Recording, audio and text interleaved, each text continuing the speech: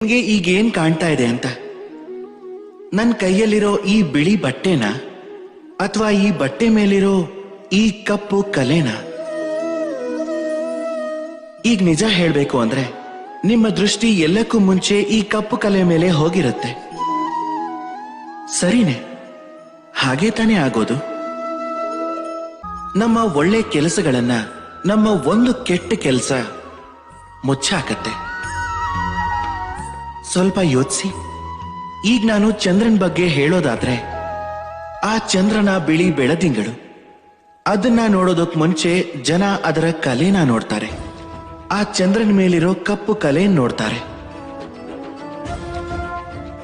ಅದಕ್ಕೆ ವಿಶೇಷವಾಗಿ ಒಳ್ಳೆ ಯೋಚನೆ ಇಟ್ಕೊಂಡಿರೋರು ಮತ್ತು ಉಪಕಾರದ ಕೆಲಸ ಮಾಡೋರ್ಗೆ ನಾನು ಹೇಳಬೇಕು ಅಂತಿರೋದು, ಹುಷಾರಾಗಿರಿ. ಯಾಕೆ ಅಂದ್ರೆ ನಿಮ್ಮ ಒಂದು